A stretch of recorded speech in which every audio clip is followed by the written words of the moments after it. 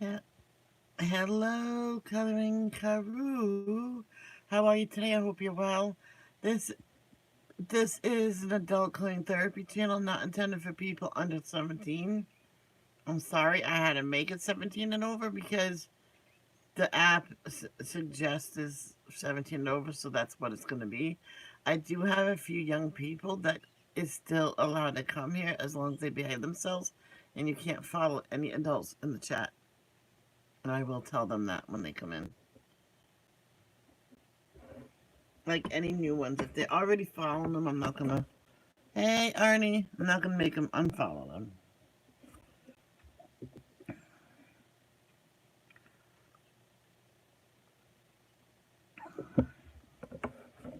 Hey, Alicia.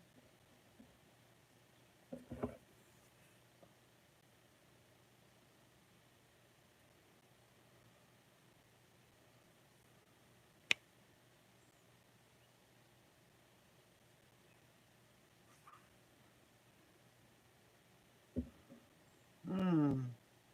Okay, let's get started because we're behind. Our Father who art in heaven, hallowed be thy name. Thy kingdom come, thy will be done, on earth as it is in heaven. Give us this day our daily bread. Forgive us for our trespasses. Forgive those who trespass against them. Lead us not to temptation, but deliver us from evil. For thine is the kingdom, the power, and the glory, forever and ever. Amen. Thank you, Lord, for another beautiful day on this beautiful earth. Thank you for the birds singing today, and thank you for allowing us to wake up today. Please look after Jamie, who is really sick with a bad chest infection. Please look after all my friends that has chronic pain. And please look after Diane, who is seriously ill. Her blood pressure's dangerously low. Her weight's low, and she's recovering from spinal surgery. And look after um, the Night Owl's sister-in-law's brother, who is critically ill. In the name of Jesus, amen. That's a mouthful. Okay, we're gonna listen to. Oh, the app is installing. It must see my phone. It cleans the apps and then it it's I have to re-download them every day. So, but that's a good thing though. So we're gonna listen to Jesus Calling. I almost said December. June 28th.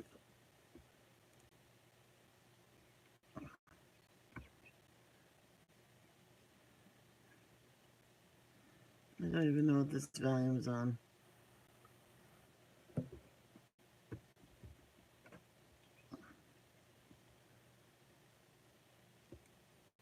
Devotion for June 28th. Ah. Coming from today's devotion for June 28th. Coming from Jesus Calling. Jesus lives. And walking with the Creator.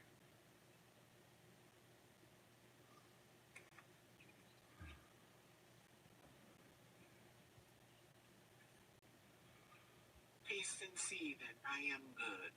This command contains an invitation to experience my living presence. It also contains a promise. The more you experience me, the more convinced you become of my goodness. This knowledge is essential to your faith walk. When adversity strikes, the human instinct is to doubt my goodness. My ways are mysterious, even to those who know me intimately. As the heavens are higher than the earth, so are my ways and thoughts higher than your ways and thoughts. Do not try to fathom my ways. Instead, spend time enjoying me experiencing my goodness. Psalm 34, verse 8, Isaiah 55, verse 8 and 9. Psalm 34, verse 8. Taste and see that the Lord is good. Blessed is the one who takes refuge in him. Isaiah. If you're listening to this on replay, you can pause it when he says the passage because I can't type it in at this moment. Okay? You can pause this, write it down when he says it, or if you're that good and write it down as he's saying it. So 55, verse 8, 9.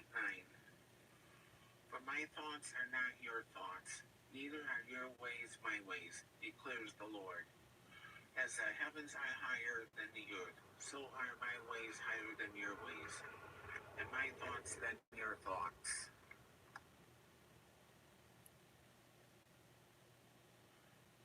And then we take a look at Psalm 34, titled Learning and Applying. As I begin another day, I look back and see where I fell short yesterday, realizing that I need to ask for forgiveness yet again. Every day I am faced with challenges and regrets, and although I want to say I have learned from yesterday, I am most likely to repeat myself until death. There will never be a day I will stand accomplished, successful in leading a sinless life. It will continue to be a constant climb up a steady hill. If the Psalms were dated, I believe that we would have read similar Psalms from the early years of David's life to those that he wrote later. Each day learning through his battles, where he went wrong, and trying to teach others how to not make the same mistakes. Every day I learn that life is less like a staircase or a hill where after each struggle you raise above,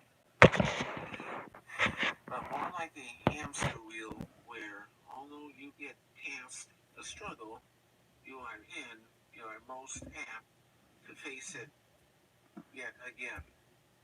The next time though, you will have learned how to handle the situation just a little better.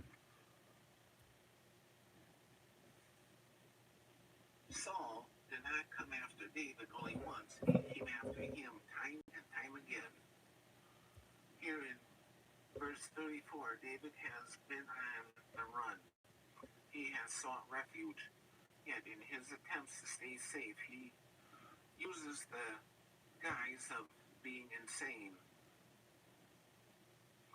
He arranges his clothing in disarray, and he lets spit drain from his mouth. David acted out of fear. David took control of the situation by acting insane. After this event, David wrote Psalm 34. Psalm 34 is the lesson that David learned. It is the righteous who God protects. It is the people that look to God for help.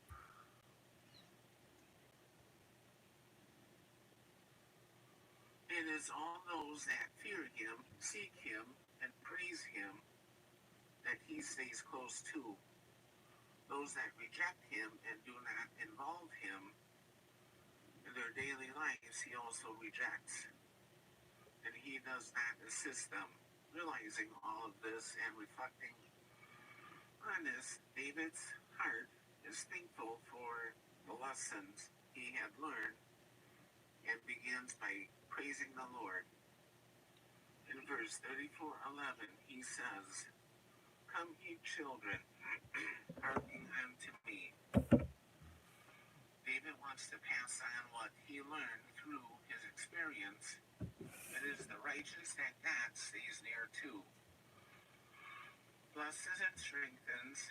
It is the righteous that he comforts and protects and provides for. There is no joy in the life of the wicked. There is no joy in a life that does not seek God. that is an empty gift wrapped box. Today you may once again learn a lesson that you have learned in the past. Learn it yet again and apply it once more. The joyful, peaceful, and fulfilling life. It is the one found in the Lord. Seek Him. Seek a closer walk with Him. This is where you find what you seek. It is with Ag that contentment lies. Learn and apply these lessons yet again. And next time, hold tight to your Lord. I bless you and keep you. I make my face shine upon you. I turn my face towards you and give you peace. I want you to meditate on the blessing, for it expresses well the overflow of my heart towards you. I long to bless my children, but so often they are unwilling to come to me and linger in my loving presence. They turn primarily to lesser acts, people, wealth, success. You are not immune to such idolatry, but you do have some bright moments of seeking me. First and foremost, since you have tasted and seen that I am good, your appetite for me is steadily improving. Deep within the human heart lies intense longing for my approval. Many people hate me because they fear my disapproval. They know instinctively they have broken my laws, so they try to live as far from me as possible. They fail to recognize my unusual presence. There is no place in the universe where I am not present. How tragic that so many try to run from me rather than come bleeding for life. Those who do come to me discover that my yoke is easy and my burden is light. Like you, they find not only my approval but also rest for their souls. While I am blessing you with soul rest, I graciously give you peace. The Lord bless you and keep you. The Lord make his face shine upon you and be gracious to you. The Lord turn his face towards you and give you peace. Numbers 6, verse 24 through 26. Oh, taste and see that the Lord is good. Blessed is the man who trusts in him. Psalm 34, verse 8. For my Father's will is that everyone who looks to the Son and believes in him shall have eternal life, and I will raise him up at the last day. John 6, verse 40. Come to me, all you who are weary and burdened, and I will give you rest. Take my yoke upon you and learn from me, for I am gentle and humble in heart, and you will find rest for your souls. For my yoke is easy and my burden is light. Matthew 11, verse 28 through 30. And that's today's devotion for June 28th, coming from Jesus Calling, Jesus Lives,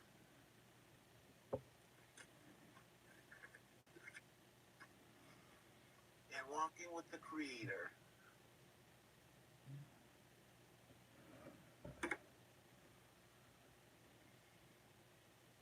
And Leo's gonna take a nap on the speaker.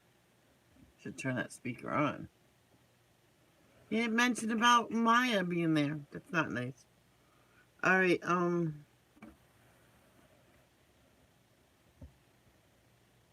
Let's get the chat in there.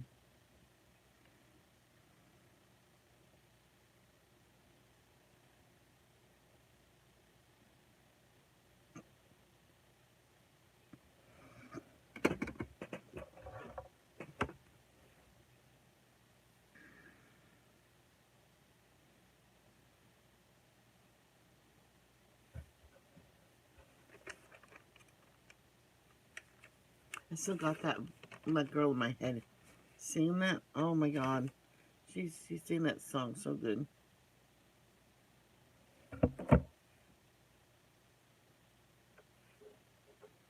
Okay, where we left off, um, Ezekiel on number 16.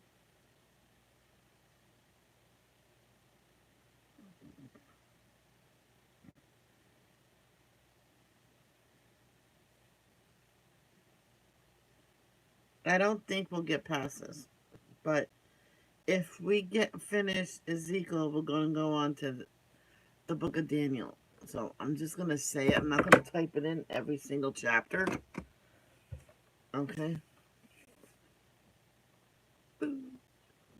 Chapter 16. Jerusalem, an unfaithful wife. Then another message came to me from the Lord. Son of man, confront Jerusalem with her detestable sins. Give her this message from the sovereign Lord. You are nothing but a Canaanite. Your father was an Amorite and your mother a Hittite. On the day you were born, no one cared about you. Your umbilical cord was not cut, and you were never washed, rubbed with salt, and wrapped in cloth. No one had the slightest interest in you. No one pitied you or cared for you. On the day you were born, you were unwanted, dumped in a field, and left to die. But I came by and saw you there, helplessly kicking about in your own blood. As you lay there, I said, live, and I helped you to thrive like a plant in the field. You grew up and became a beautiful jewel. Your breasts became full, and your body hair grew, but you were still naked. And when I passed by again, I saw that you were old enough for love. So I wrapped my cloak around you to cover your nakedness, and declared my marriage vows. I made a covenant with you, says the sovereign Lord, and you became mine. Then I bathed you and washed off your blood, and I rubbed fragrant oils into your skin. I gave you expensive clothing of fine linen and silk, beautifully embroidered, and sandals made of fine goatskin leather. I gave you lovely jewelry, bracelets, beautiful necklaces, a ring for your nose, earrings for your ears, and a lovely crown for your head. And so you were adorned with gold and silver. Your clothes were made of fine linen and were beautifully embroidered. You ate the finest foods, choice flour, honey, and olive oil, and became more beautiful than ever. You looked like a queen, and so you were. Your fame soon spread throughout the world because of your beauty. I dressed you in my splendor and perfected your beauty, says the sovereign Lord. But you thought your fame and beauty were your own. So you gave yourself as a prostitute to every man who came along. Your beauty was theirs for the asking. You used the lovely things I gave you to make shrines for idols where you played the prostitute. Unbelievable, how could such a thing ever happen? You took the very jewels and gold and silver ornaments I had given you and made statues of men and worshipped them. This is adultery against me. You used the beautifully embroidered clothes I gave you to dress your idols. Then you used my special oil and my incense to worship them. Imagine it. You set before them as a sacrifice the choice flour, olive oil, and honey I had given you, says the sovereign Lord. Then you took your sons and daughters, the children you had born to me, and sacrificed them to your gods. Was your prostitution not enough? Must you also slaughter my children by sacrificing them to idols? In all your years of adultery and detestable sin, you have not once remembered the days long ago when you lay naked in a field, kicking about in your own blood. What sorrow awaits you, says the sovereign Lord. In addition to all your other wickedness, you built a pagan shrine and put altars to idols in every town square. On every street corner you defiled your beauty, offering your body to every passerby in an endless stream of prostitution. Then you added lustful Egypt to your lovers, provoking my anger with your increasing promiscuity. That is why I struck you with my fist and reduced your boundaries. I handed you over to your enemies, the Philistines, and even they were shocked by your lewd conduct. You have prostituted yourself with the Assyrians, too. It seems you can never find enough new lovers, and after your prostitution there, you still were not satisfied. You added to your lovers by embracing Babylonia, the land of merchants, but you still weren't satisfied. What a sick heart you have, says the sovereign Lord, to do such things as these, acting like a shameless prostitute. You build your pagan shrines on every street corner and your altars to idols in every square. In fact, you have been worse than a prostitute, so eager for sin that you have not even demanded payment. Yes, you are an adulterous wife who takes in strangers instead of her own husband. Prostitutes charge for their services, but not you. You give gifts to your lovers, bribing them to come and have sex with you. So you are the opposite of other prostitutes. You pay your lovers instead of their paying you. Judgment on Jerusalem's prostitution. Therefore, you prostitute, listen to this message from the Lord. This is what the sovereign Lord says.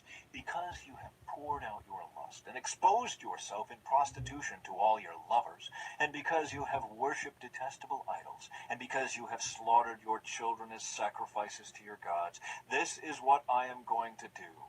I will gather together all your allies, the lovers with whom you have sinned, both those you loved and those you hated, and I will strip you naked in front of them, so they can stare at you. I will punish you for your murder and adultery. I will cover you with blood in my jealous fury. Then I will give you to these many nations who are your lovers, and they will destroy you. They will knock down your pagan shrines and the altars to your idols. They will strip you and take your beautiful jewels, leaving you stark naked. They will band together in a mob to stone you and cut you up with swords. They will burn your homes and punish you in front of many women. I will stop your prostitution and end your payments to your many lovers. Then at last, my fury against you will be spent, and my jealous anger will subside. I will be calm and will not be angry with you anymore. But first, because you have not remembered your youth, but have angered me by doing all these evil things, I will fully repay you for all of your sins, says the sovereign Lord. For you have added lewd acts to all your detestable sins. Everyone who makes up proverbs will say of you, like mother, like daughter. For your mother loathed her husband and her children, so do you. And you are exactly like your sisters, for they despise their husbands and their children. Truly your mother was a Hittite, and your father an Amorite. Your older sister was Samaria, who lived with her daughters in the north. Your younger sister was Sodom, who lived with her daughters in the south. But you have not merely sinned as they did, you quickly surpassed them in corruption. As surely as I live, says the sovereign Lord, Sodom and her daughters were never as wicked as you and your daughters. Sodom's sins were pride, gluttony, and laziness, while the poor and needy suffered outside her door. She was proud and committed detestable sins, so I wiped her out, as you have seen. Even Samaria did not commit half your sins. You have done far more detestable things than your sisters ever did. They seem righteous compared to you. Shame on you. Your sins are so terrible that you make your sisters seem righteous, even virtuous. But someday I will restore the fortunes of Sodom and Samaria, and I will restore you too. Then you will be truly ashamed of them, for your sins make them feel good in comparison. Yes, your sisters, Sodom and Samaria, and all their people will be restored. And at that time you also will be restored. In your proud days you held Sodom in contempt. But now your greater wickedness has been exposed to all the world, and you are the one who is scorned by Edom and all her neighbors, and by Philistia. This is your punishment for all your lewdness and detestable sins, says the Lord. Now this is what the sovereign Lord says. I will give you what you deserve, for you have taken your solemn vows lightly by breaking your covenant. Yet I will remember the covenant when you were young, and I will establish an everlasting covenant with you. Then you will remember with shame all the evil you have done. I will make your sisters, Samaria and Sodom, to be your daughters, even though they are not part of our covenant. And I will reaffirm my covenant with you, and you will know You will remember your sins and cover your mouth in silent shame when I forgive of all that you have done. I, the sovereign Lord, have spoken.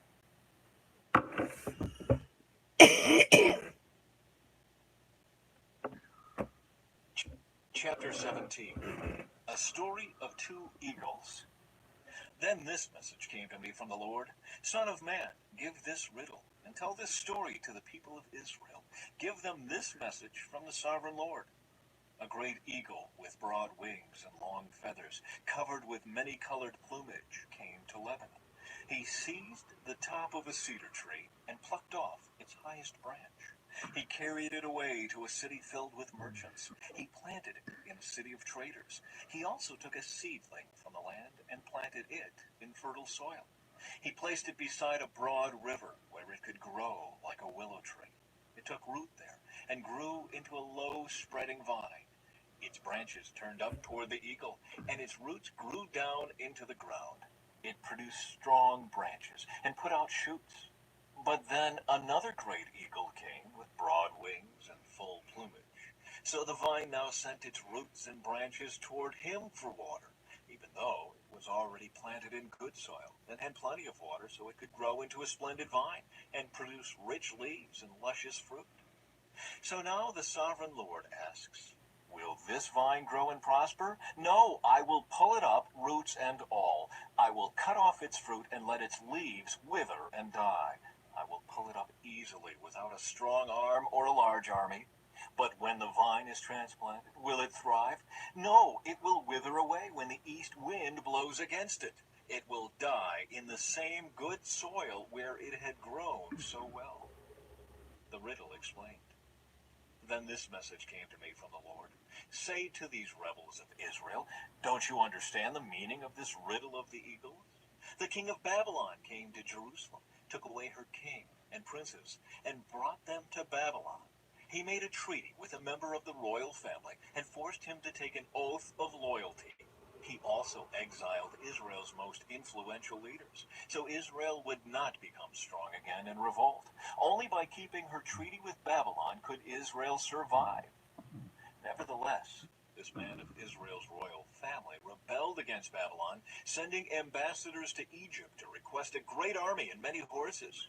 Can Israel break her sworn treaties like that and get away with it? No, for as surely as I live, says the sovereign Lord, the king of Israel will die in Babylon, the land of the king who put him in power and whose treaty he disregarded and broke.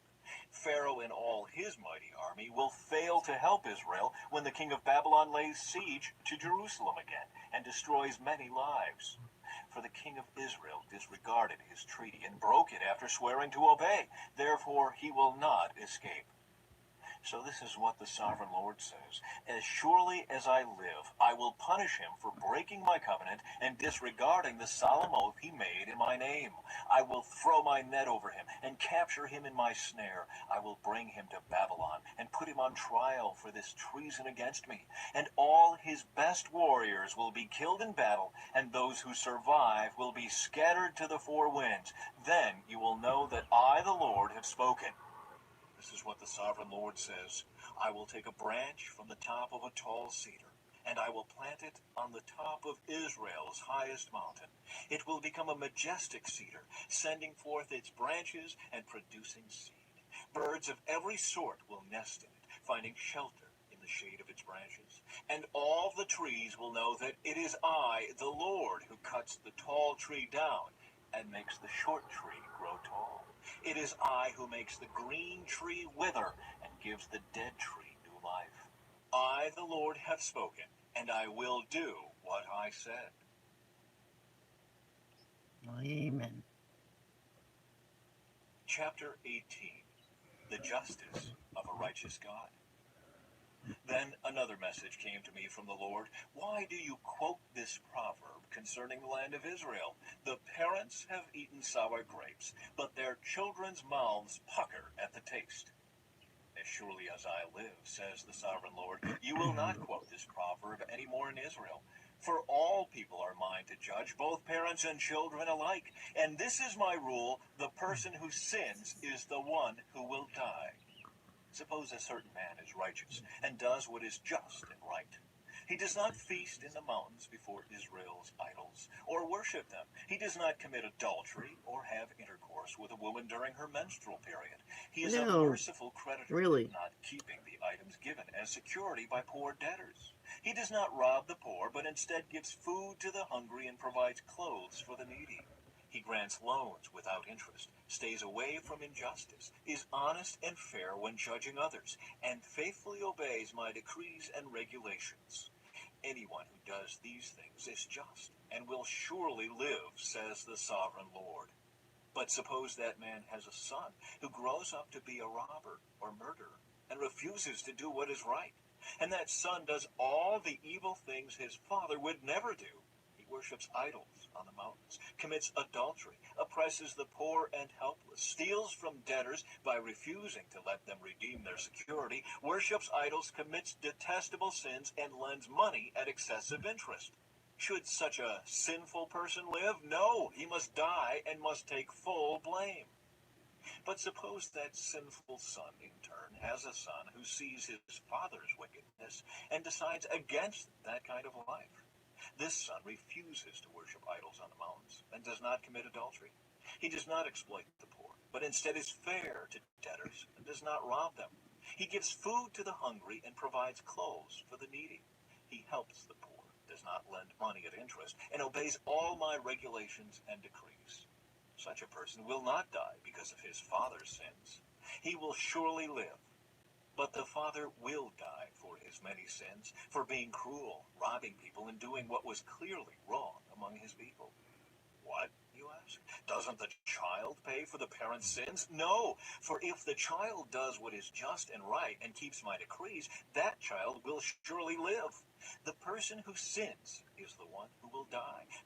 The child will not be punished for the parent's sins, and the parent will not be punished for the child's sins. Righteous people will be rewarded for their own righteous behavior, and wicked people will be punished for their own wickedness. But if wicked people turn away from all their sins and begin to obey my decrees and do what is just and right, they will surely live and not die. All their past sins will be forgotten, and they will live because of the righteous things they have done. Do you think that I like to see wicked people die, says the sovereign Lord? Of course not. I want them to turn from their wicked ways and live. However, if righteous people turn from their righteous behavior and start doing sinful things and act like other sinners, should they be allowed to live? No, of course not. All their righteous acts will be forgotten, and they will die for their sins. Yet you say, the Lord isn't doing what's right. Listen to me, O people of Israel. Am I the one not doing what's right, or is it you? When righteous people turn from their righteous behavior and start doing sinful things, they will die for it. Yes, they will die because of their sinful deeds. And if wicked people turn from their wickedness, obey the law, and do what is just and right, they will save their lives. They will live because they thought it over and decided to turn from their sins. Such people will not die. And yet the people of Israel keep saying, the Lord isn't doing what's right. Oh, people of Israel, it is you who are not doing what's right, not I. Therefore, I will judge each of you, O people of Israel, according to your actions, says the sovereign Lord. Repent and turn from your sins. Don't let them destroy you. Put all your rebellion behind you and find yourselves a new heart and a new spirit. For why should you die, O people of Israel? I don't want you to die, says the sovereign Lord. Turn back and live.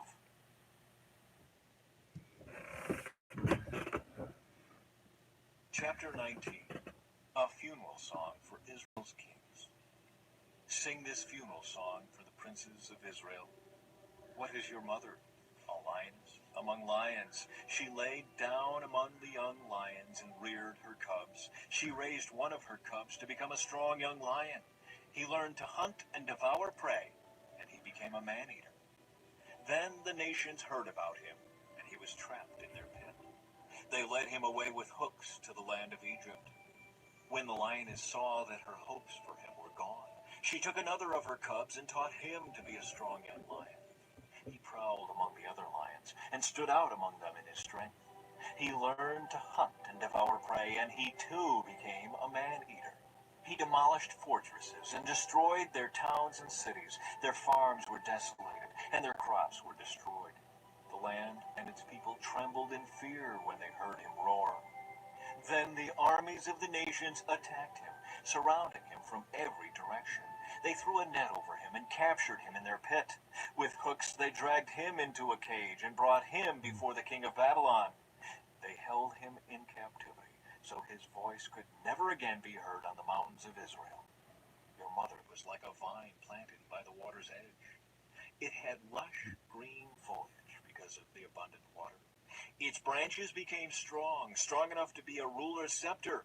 It grew very tall, towering above all others. It stood out because of its height and its many lush branches. But the vine was uprooted in fury and thrown down to the ground. The desert wind dried up its fruit and tore off its strong branches, so that it withered and was destroyed by fire.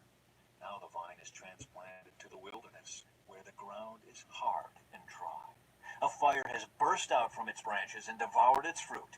Its remaining limbs are not strong enough to be a ruler's scepter. This is a funeral song, and it will be used in a funeral. Chapter 20. The Rebellion of Israel. On August 14, during the 7th year of King Jehoiachin's captivity, some of the leaders of Israel came to request a message from the Lord. They sat down in front of me to wait for his reply. Then this message came to me from the Lord. Son of man, tell the leaders of Israel, this is what the sovereign Lord says. How dare you come to ask me for a message? As surely as I live, says the sovereign Lord, I will tell you nothing. Son of man, bring charges against them and condemn them. Make them realize how detestable the sins of their ancestors really were. Give them this message from the sovereign Lord. When I chose Israel, when I revealed myself to the descendants of Jacob in Egypt, I took a solemn oath that I, the Lord, would be their God. I took a solemn oath that day that I would bring them out of Egypt to a land I had discovered and explored for them, a good land, a land flowing with milk and honey, the best of all lands anywhere. Then I said to them, each of you, get rid of the vile images you are so obsessed with. Do not defile yourselves with the idols of Egypt, for I am the Lord your God. But they rebelled against me and would not listen. They did not get rid of the vile images they were obsessed with, or forsake the idols of Egypt.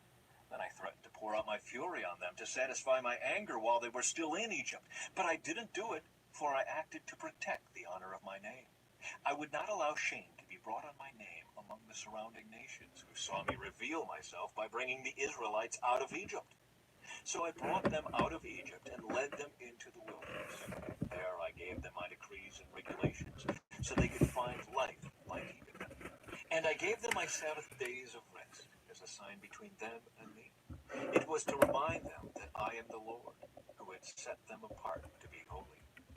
But the people of Israel rebelled against me, and they refused to obey my decrees there in the wilderness. They wouldn't obey my regulations, even though obedience would have given them life. They also violated my Sabbath days. So I threatened to pour out my fury on them, and I made plans to utterly consume them in the wilderness. But again I held back in order to protect the honor of my name before the nations who had seen my power in bringing Israel out of Egypt. But I took a solemn oath against them in the wilderness. I swore I would not bring them into Egypt. The most beautiful place on earth, refused to follow my decrees and violated my Sabbath. Their hearts were given to their idols. Nevertheless, I took pity on them and held back from destroying them in the wilderness. Then I warned their children not to follow in their parents' footsteps, defiling themselves with their idols. I am the Lord your God, I told them. Follow my decrees, pay attention to my regulations, and keep my Sabbath days holy, for they are a sign to remind you that I am the Lord your God. But their children too rebelled against me. They refused to keep my decrees and follow my regulations, even though obedience would have given them life. And they also violated my Sabbath days. So again I threatened to pour out my fury on them in the wilderness. Nevertheless, I withdrew my judgment against them to protect the honor of my name before the nations that had seen my power in bringing them out of Egypt.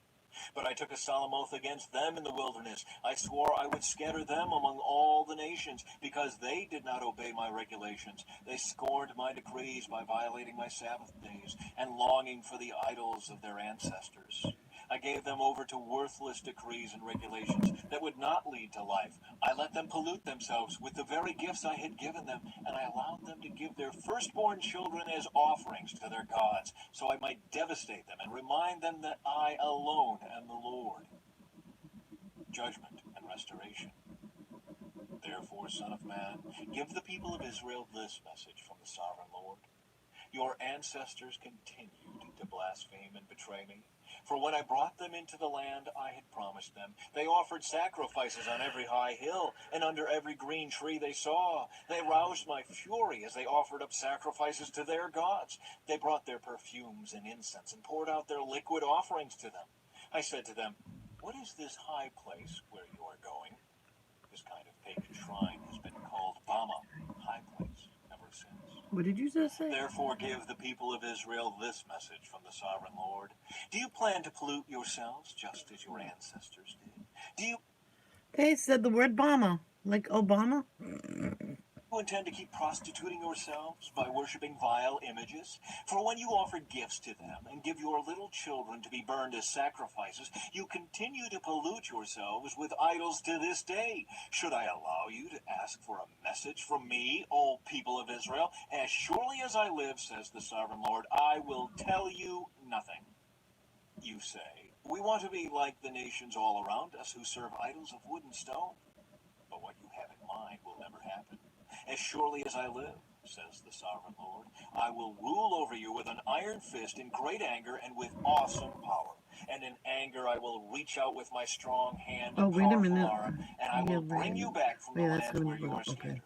I will bring you into the wilderness of the nations, and there I will judge you face to face. I will judge you there just as I did your ancestors in the wilderness after bringing them out of Egypt, says the Sovereign Lord. I will examine you carefully and hold you to the terms of the covenant. I will purge you of all those who rebel and revolt against me. I will bring them out of the countries where they are in exile, but they will never enter the land of Israel. Then you will know that I am the Lord. As for you, O people of Israel, this is what the Sovereign Lord says. Go right ahead and worship your idols, but sooner or later you will obey me, and will stop bringing shame on my holy name by worshiping idols. For on my holy mountain, the great mountain of Israel, says the Sovereign Lord, the people of Israel will someday worship me, and I will accept them. There I will require that you bring me all your offerings and choice gifts and sacrifices. When I bring you home from exile, you will be like a pleasing sacrifice to me, and I will display my holiness through you as all the nations watch. Then, when I have brought you home to the land I promised with a solemn oath to give to your ancestors, you will know that I am the Lord. You will look back on all the ways you defiled yourselves, and will hate yourselves because of the evil you have done. You will know that I am the Lord, O people of Israel, when I have honored my name by treating you mercifully in spite of your wickedness. I, the Sovereign Lord, have spoken. Judgment against the Negev. Then this message came to me from the Lord. Son of man, turn and face the south, and speak out against it. Prophesy against the brushlands of the Negev. Tell the southern wilderness, this is what the Sovereign Lord says. Hear the word of the Lord. I will set you on fire, and every tree, both green and dry, will be burned. The terrible flames will not be quenched, and will scorch everything. Uh-oh.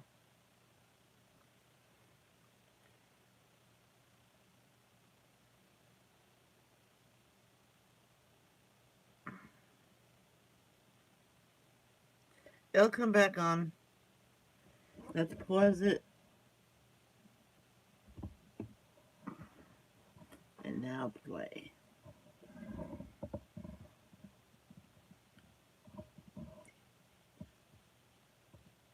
What the heck?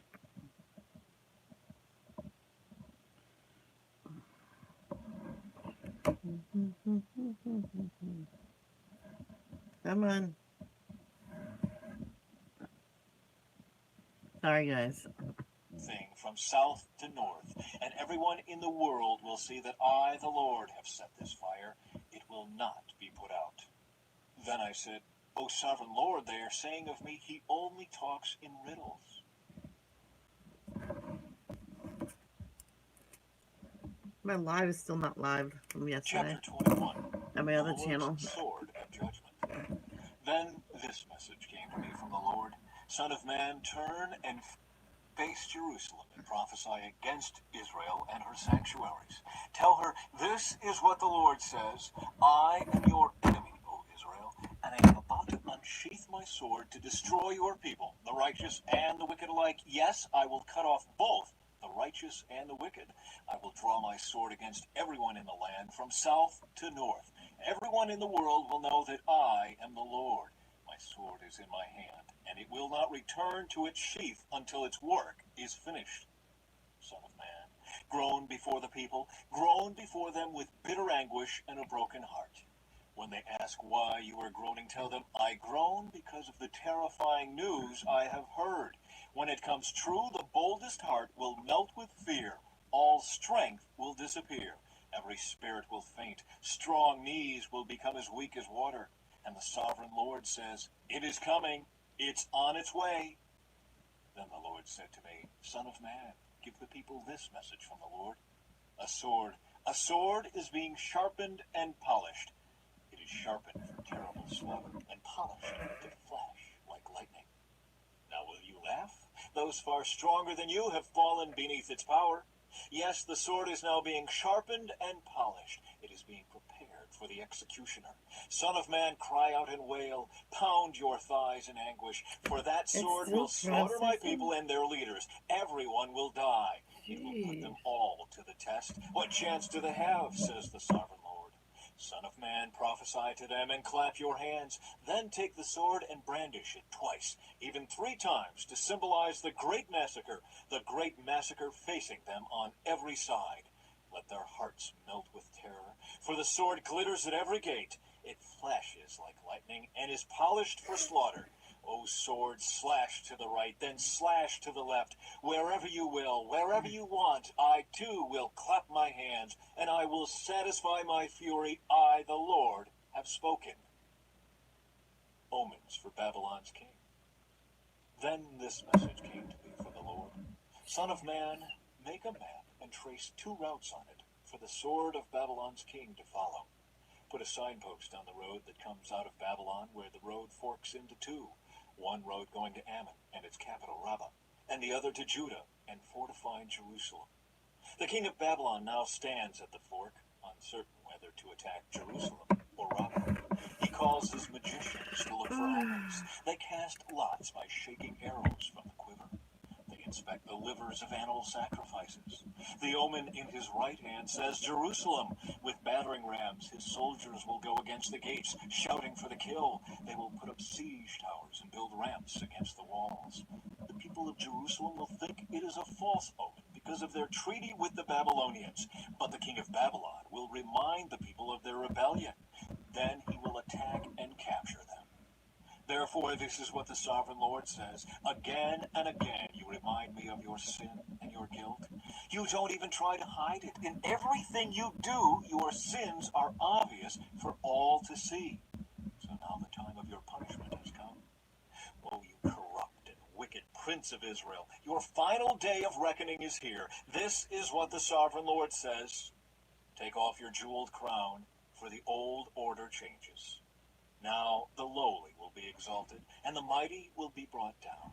Destruction, destruction, I will surely destroy the kingdom, and it will not be restored until the one appears who has the right to judge it. Then I will hand it over to him. A message for the Ammonites. And now, son of man, prophesy concerning the Ammonites and their mockery. Give them this message from the sovereign Lord. A sword is drawn for your slaughter. It is polished to destroy, flashing like lightning. Your prophets have given false visions, and your fortune tellers have told lies. The sword will fall on the necks of the wicked, for whom the day of final reckoning has come. Now return the sword to its sheath, for in your own country, the land of your birth, I will pass judgment upon you. I will pour out my fury on you and blow on you with the fire of my anger. I will hand you over to cruel men who are skilled in destruction. You will be fuel for the fire, and your blood will be spilled in your own land. You will be utterly wiped out, your memory lost to history, for I, the Lord, have spoken. Yes. Oh. Chapter 22. The Sins of Jerusalem. Now this message came to me from the Lord. Son of man, are you ready to judge Jerusalem? Are you ready to judge this city of murderers? Publicly denounce her detestable sins and give her this message from the sovereign Lord. O city of murderers, doomed and damned, city of idols, filthy and foul, you are guilty because of the blood you have shed. You are defiled because of the idols you have made. Your day of destruction has come. You have reached the end of your years. I will make you an object of mockery throughout the world. O infamous city filled with confusion, you will be mocked by people far and near. Every leader in Israel who lives within your walls is bent on murder. Fathers and mothers are treated with contempt. Foreigners are forced to pay for protection. Orphans and widows are wronged and oppressed among you. You despise my holy things and violate my Sabbath days of rest. People accuse others falsely and send them to their death. You are filled with idol worshippers and people who do obscene things. Men sleep with their fathers' wives and have intercourse with women who are menstruating.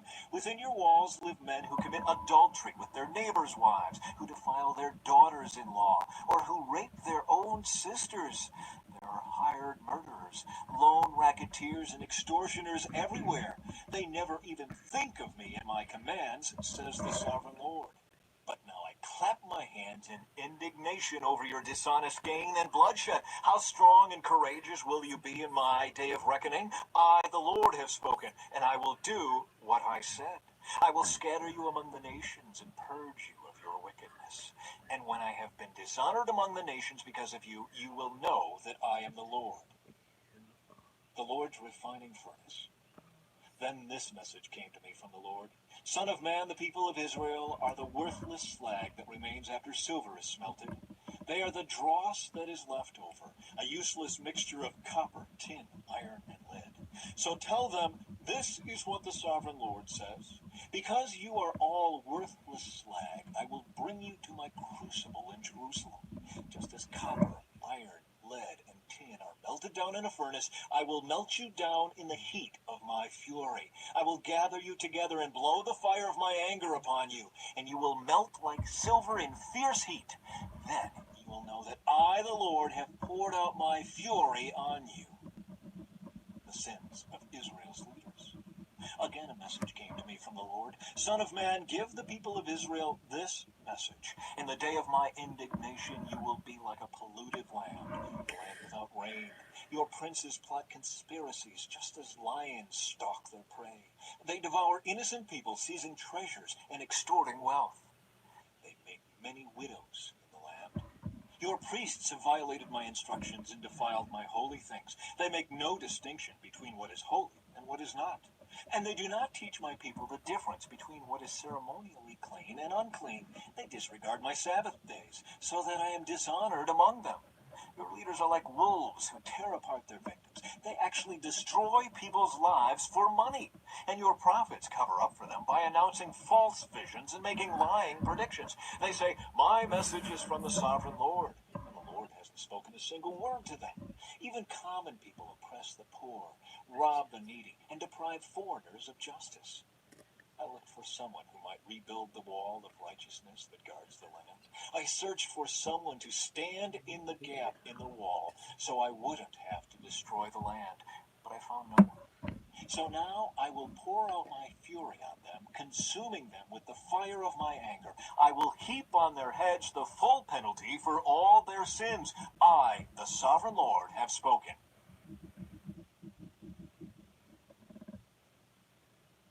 Chapter 23. The Adultery of Two Sisters. This message came to me from the Lord. Son of man, once there were two sisters who were daughters of the same mother. They became prostitutes in Egypt. Even as young girls, they allowed men to fondle their breasts. The older girl was named Oholah, and her sister was Oholibah. married them, and they bore me sons and daughters. I am speaking of Samaria and Jerusalem. For Oholah is Samaria, and Oholibah is Jerusalem.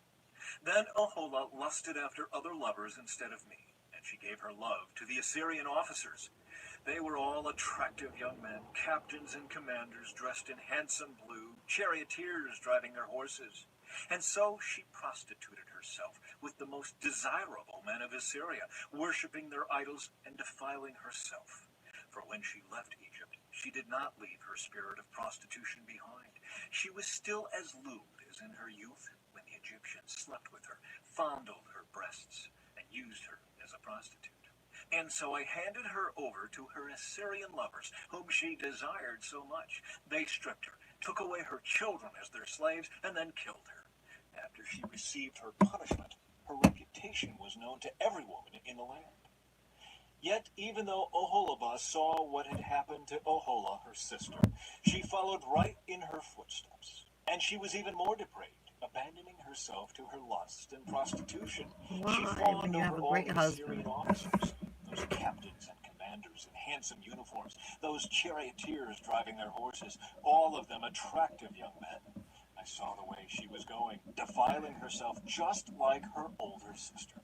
Then she carried her prostitution even further. She fell in love with pictures that were painted on a wall, pictures of Babylonian military officers outfitted in striking red uniforms. Handsome belts encircled their waists, and flowing turbans crowned their heads. They were dressed like chariot officers from the land of Babylonia. When she saw these paintings, she longed to give herself to them. So she sent messengers to Babylonia to invite them to come to her. So they came and committed adultery with her, defiling her in the bed of love. After being defiled, however, she rejected them in disgust. In the same way, I became disgusted with Oholibah and rejected her, just as I had rejected her sister, because she flaunted herself before them and gave herself to satisfy their lusts. Yet she turned to even greater prostitution, remembering her youth when she was a prostitute in Egypt. She lusted after lovers with genitals as large as a donkey's and emissions Ew, like ew, those of ew. a horse. And so, Oholibah, you relived your former days as a young girl in Egypt, when you first allowed your breasts to be fondled. The Lord's judgment of Oholibah. Therefore, Oholibah, this is what the sovereign Lord says: I will send your lovers against you from every direction, those very nations from which you turned away in disgust. For the Babylonians will come with all the Chaldeans from Pekod and Shoa and Koa, and all the Assyrians will come with them, handsome young captains, commanders, chariot officers, and other high-ranking officers, all riding their horses. They will all come against you from the north, with chariots, wagons, and a great army prepared for attack. They will take up positions on every side, surrounding you with men armed with shields and helmets, and I will hand you over to them for punishment, so they can do with you as they please. I will turn my jealous anger against you, and they will deal harshly with you. They will cut off your nose and ears, and any survivors will then be slaughtered by the sword. Your children will be taken away as captives, and everything that is left will be burned. They will strip you of your beautiful clothes and jewels. In this way, I And will I put have a beautiful stop clothes to and the jewels. lewdness and prostitution you brought from Egypt. You will never again cast longing eyes on those things, or fondly remember your time in Egypt. For this is what the sovereign Lord says: I will surely hand you over to your enemies, to those you loathe, those you rejected.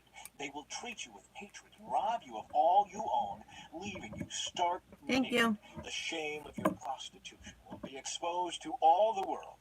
You brought all this on yourself by prostituting yourself to other nations, defiling yourself with all their idols. Because you have followed in your sister's footsteps, I will force you to drink the same cup of terror she drank. Yes, this is what the sovereign Lord says: you will drink from your sister's cup of terror, a cup that is large and deep. It is filled to the brim with scorn and derision. Drunkenness and anguish will fill you, for your cup is filled to the brim with distress and desolation, the same cup your sister Samaria drank. You will drain that cup of terror to the very bottom. Then you will smash it to pieces and beat your breast in anguish. I, the sovereign Lord, have spoken. Yes, sir. Because you have forgotten me have turned your back on me. This is what the sovereign Lord says. You must bear the consequences of all your lewdness and prostitution. The Lord's judgment on both sisters. The Lord said to me, Son of man, you must accuse Aholah and Aholibah of all their detestable sins. They have committed both adultery and murder. Adultery by worshiping idols, and murder by burning as sacrifices the children they bore to me. Furthermore, they have defiled my temple and violated my Sabbath day.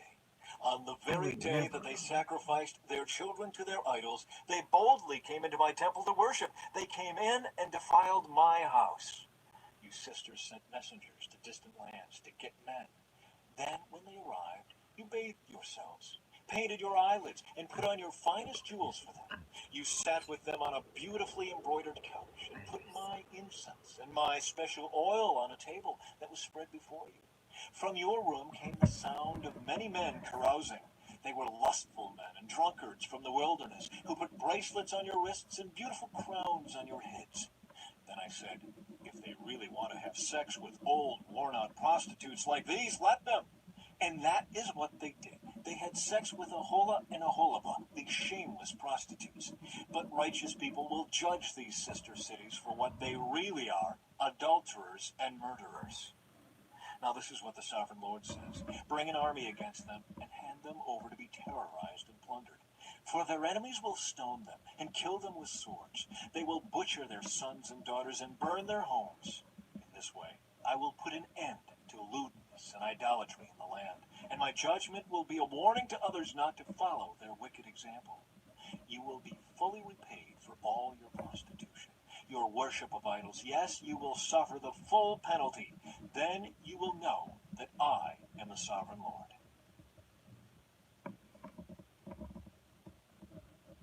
Shelley has spoken. Chapter 24. The Sign of the Cooking Pot. On January 15, during the 9th year of King Jehoiachin's captivity, this message came to me from the Lord. Son of man, write down today's date, because on this very day, the king of Babylon is beginning his attack against Jerusalem. Then give these rebels an illustration with this message from the sovereign Lord. Put a pot on the fire and pour in some water. Fill it with choice pieces of meat, the rump and the shoulder, and all the most tender cuts. Use only the best sheep from the flock, and heap fuel on the fire beneath the pot. Bring the pot to a boil, and cook the bones along with the meat. Now this is what the sovereign Lord says. What sorrow awaits Jerusalem, the city of murderers. She is a cooking pot whose corruption can't be cleaned out. Take the meat out in random order, for no piece is better than another. For the blood of her murders is splashed on the rocks. It isn't even spilled on the ground where the dust could cover it. So I will splash her blood on a rock for all to see, an expression of my anger and vengeance against her. This is what the sovereign Lord says. What sorrow awaits Jerusalem, the city of murderers. I myself will pile up the fuel beneath her. Yes, heap on the wood. Let the fire roar to make the pot boil. Cook the meat with many spices, and afterward burn the bones.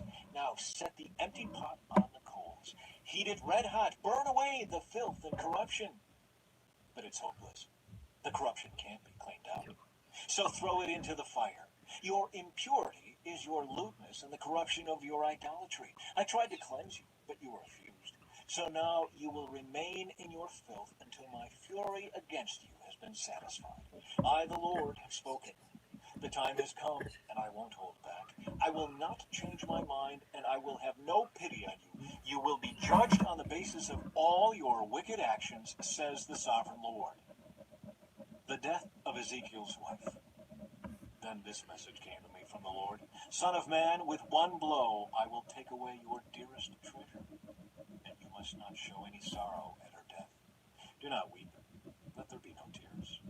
Groan silently, but let there be no wailing at her grave. Do not uncover your head or take off your sandals. Do not perform the usual rituals of mourning or accept any food brought to you by consoling friends. So I proclaimed this to the people the next morning, and in the evening my wife died. The next morning I did everything I had been told to do. Then the people asked, what does all this mean? What are you trying to tell us? So I said to them, a message came to me from the Lord. And I was told to give this message to the people of Israel. This is what the Sovereign Lord says. I will defile my temple, the source of your security and pride, the place your heart delights in. Your sons and daughters, whom you left behind in Judea, will be slaughtered by the sword. Then you will do as Ezekiel has done.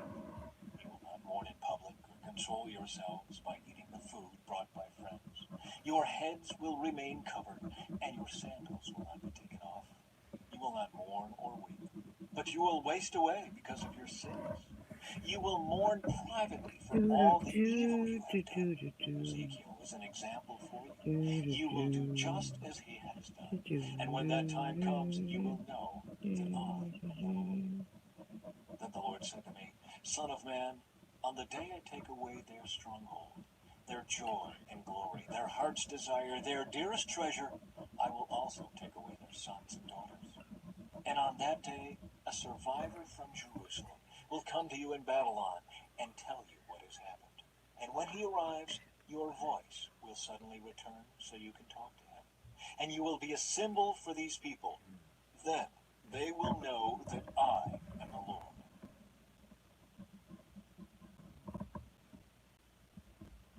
Chapter 25. A message for Ammon. Then this message came to me from the Lord. Son of man, turn and face the land of Ammon and prophesy against its people. Give the Ammonites this message from the Sovereign Lord. Hear the word of the Sovereign Lord. Because you cheered when my temple was defiled, mocked Israel in her desolation, and laughed at Judah as she went away into exile, I will allow nomads from the eastern deserts to overrun your country.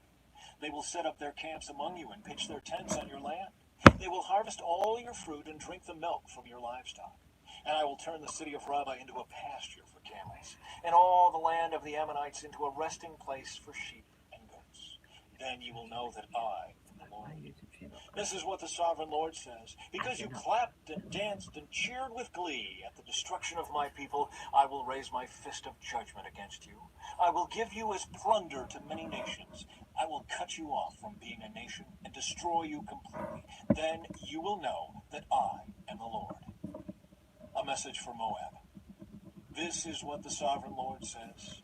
Because the people of Moab have said that Judah is just like all the other nations, I will open up their eastern flank and wipe out their glorious frontier towns, Beth Jeshimoth, Baal Meon, and Kiriathaim.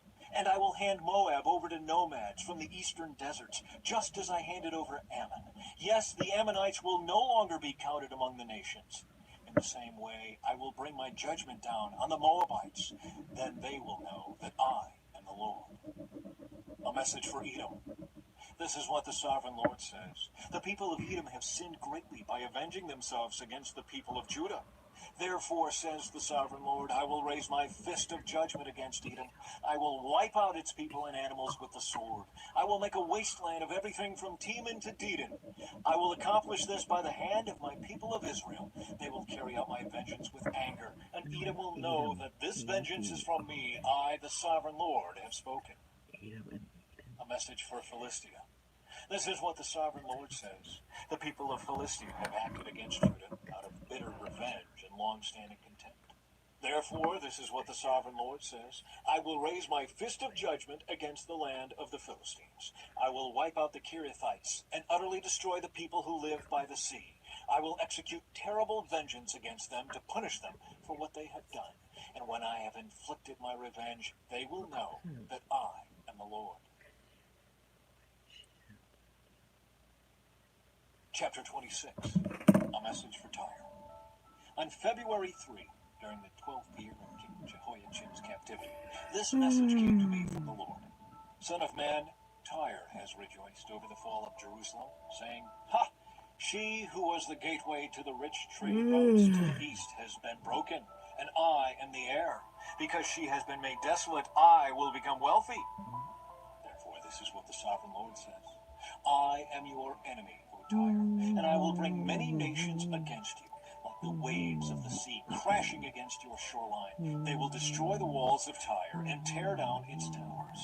I will scrape away its soil and make it a bare rock. It will be just a rock in the sea, a place for fishermen to spread their nets. For I have spoken, says the Sovereign Lord. Tyre will become the prey of many nations, and its mainland villages will be destroyed by the sword. Then they will know that I am the Lord. This is what the sovereign Lord says. From the north I will bring King Nebuchadnezzar of Babylon against Tyre. He is King of kings and brings his horses, chariots, charioteers, and great army. First, he will destroy your mainland villages. Then he will attack you by building a siege wall, constructing a ramp, and raising a roof of shields against you. He will pound your walls with battering rams and demolish your towers with sledgehammers. The hoofs of his horses will choke the city with dust, and the noise of the charioteers and chariot wheels will shake your walls as they storm through your broken gates. His horsemen will trample through every street in the city. They will butcher your people, and your strong pillars will topple. They will plunder all your riches and merchandise and break down your walls. They will destroy your lovely homes and dump your stones and timbers and even your dust into the sea. I will stop the music of your songs. No more will the sound of harps be heard among your people. I will make your island a bare rock, a place for fishermen to spread their nets. You will never be rebuilt, for I, the Lord, have spoken. Yes, the sovereign Lord has spoken. The effect of Tyre's destruction. This is what the sovereign Lord says to Tyre. The whole coastline will tremble at the sound of your fall, as the screams of the wounded echo in the continuing slaughter. All the seaport rulers will step down from their thrones and take off their royal robes and beautiful clothing. They will sit on the ground trembling with horror at your destruction. Then they will wail for you, singing this funeral song. O famous island city, once ruler of the sea, how you have been destroyed. Your people with their naval power once spread fear around the world. Now the coastlands tremble at your fall. The islands are dismayed as you disappear. This is what the sovereign Lord says. I will make Tyre an uninhabited ruin, like many others. I will bury you beneath the terrible waves of enemy attack. Great seas will swallow you. I will send you to the pit to join those who descended there long ago. Your city will lie in ruins, buried beneath the earth, like those in the pit who have entered the world of the dead. You will have no place of respect here in the land. I will bring you to a terrible end, and you will exist no more. You will be looked for, but you will never again be found. I, the sovereign Lord, have spoken.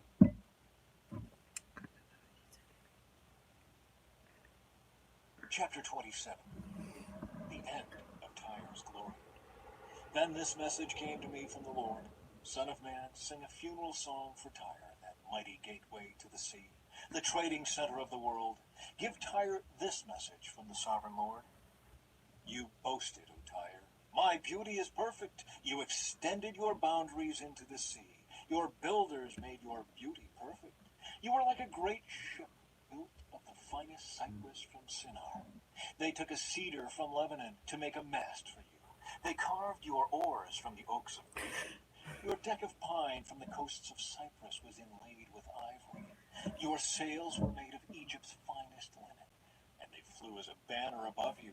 You stood beneath blue and purple awnings made bright with dyes from the coasts of Elisha. Your oarsmen came from Sidon and Arvad. Your helmsmen were skilled men from Tyre itself. Wise old craftsmen from Gebal did the caulking. Ships from every land came with goods to barter for your trade. Men from distant Persia, Lydia, and Libya served in your great army. They hung their shields and helmets on your walls, giving you great honor. Men from Arvad and Helix stood on your walls. Your towers were manned by men from Gammon. Their shields hung on your walls, completing your beauty.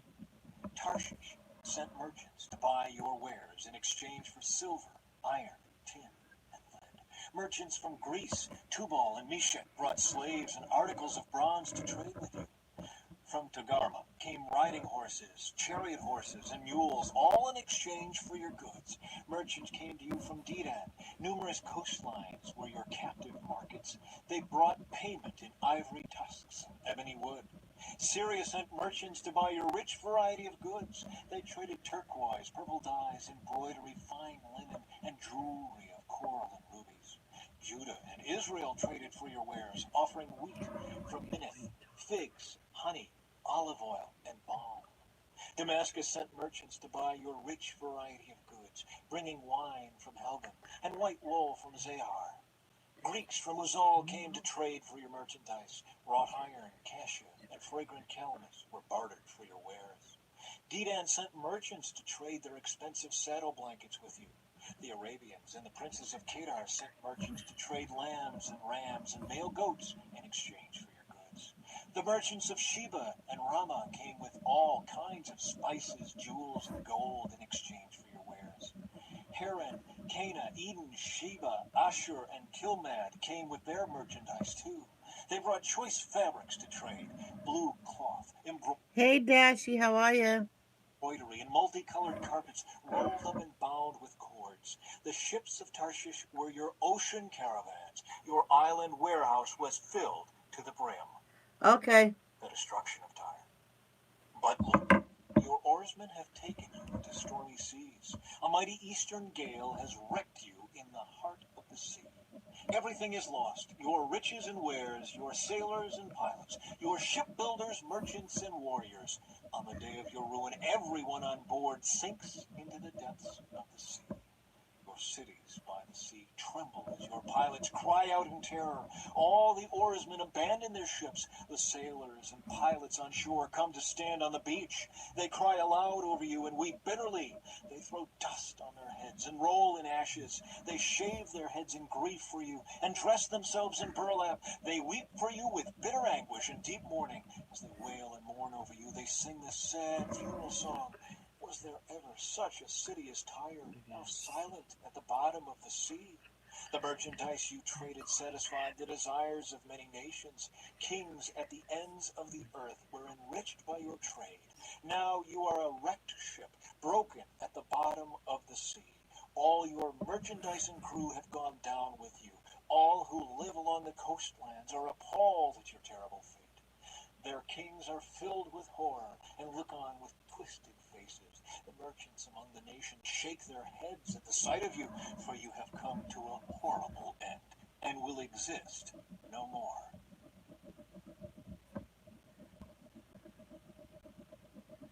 Chapter 28. A message for Tyre's king. Then this message came to me from the Lord. Son of man, give the prince of Tyre this message from the sovereign Lord. In your great pride you claim, I am a god. I sit on a divine throne in the heart of the sea. But you are only a man and not a god, though you boast that you are a god. You regard yourself as wiser than Daniel, and think no secret is hidden from you. With your wisdom and understanding, you have amassed great wealth, gold and silver for your treasuries. Yes, your wisdom has made you very rich, and your riches have made you very proud. Therefore, this is what the sovereign Lord says. Because you think you are as wise as a god, I will now bring against you a foreign army, the terror of the nations. They will draw their swords against your marvelous wisdom and defile your splendor. They will bring you down to the pit, and you will die in the heart of the sea, pierced with many wounds. Will you then boast, I am a god, to those who kill you? To them you will be no god, but merely a man. You will die like an outcast at the hands of foreigners. I, the sovereign Lord, have spoken. Then this further message came to me from the Lord. Son of man, sing this funeral song for the king of Tyre. Give him this message from the sovereign Lord.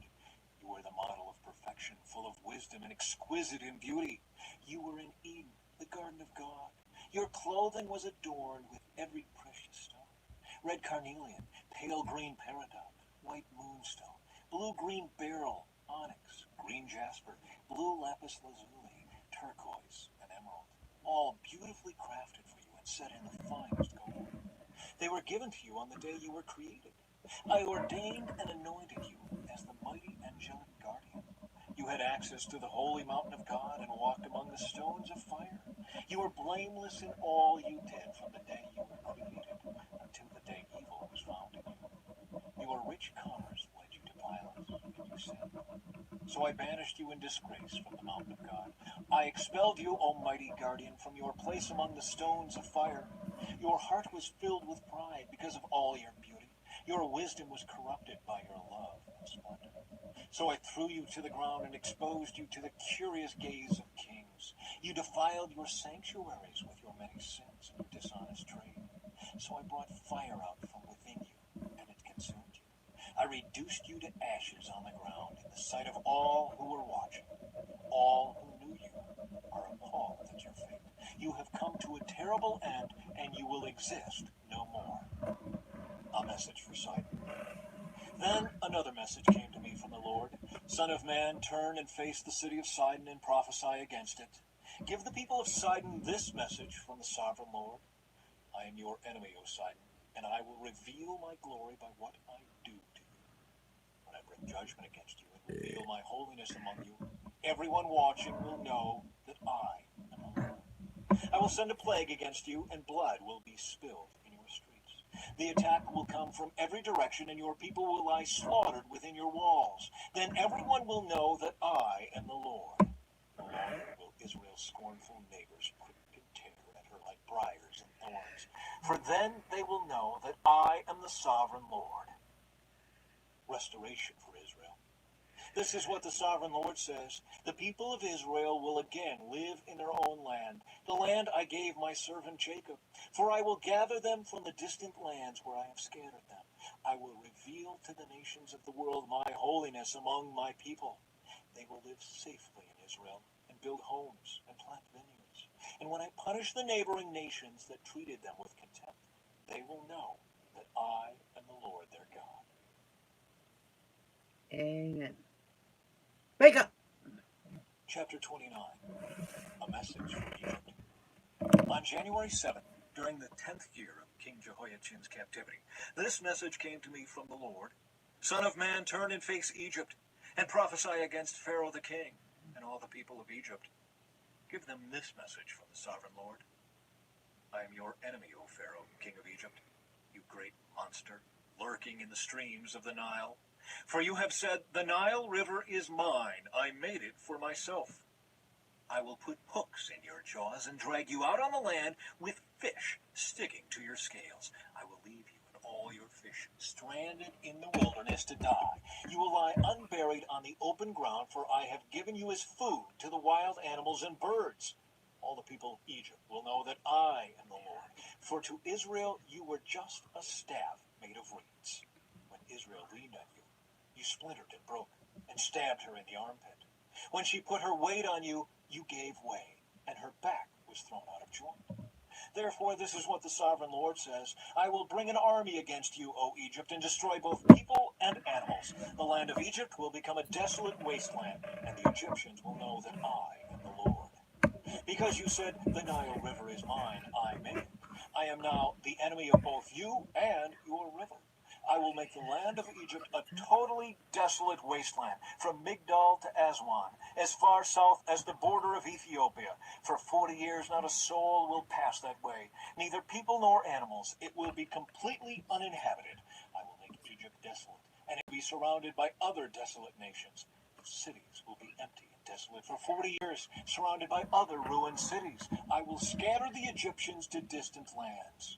But this is what the sovereign Lord also says. At the end of the 40 years, I will bring the Egyptians home again from the nations to which they have been scattered. I will restore the prosperity of Egypt and bring its people back to the land of Pathros in southern Egypt, from which they came. But Egypt will remain an unimportant minor kingdom. It will be the lowliest of all the nations, never again great enough to rise above its neighbors. Then Israel will no longer be tempted to trust in Egypt for help. Egypt's shattered condition will remind Israel of how sinful she was to trust Egypt in earlier days. Then Israel will know that I am the sovereign Lord. Nebuchadnezzar to conquer Egypt. On April 26, the first day of the new year, during the 27th year of King Jehoiachin's captivity, this message came to me from the Lord. Son of man, the army of King Nebuchadnezzar of Babylon fought so hard against Tyre that the warriors' heads were rubbed bare and their shoulders were raw and blistered. Yet Nebuchadnezzar and his army won no plunder to compensate them for all their work. Therefore, this is what the sovereign Lord says. I will give the land of Egypt to Nebuchadnezzar, king of Babylon. He will carry off its wealth, plundering everything it has, so he can pay his army.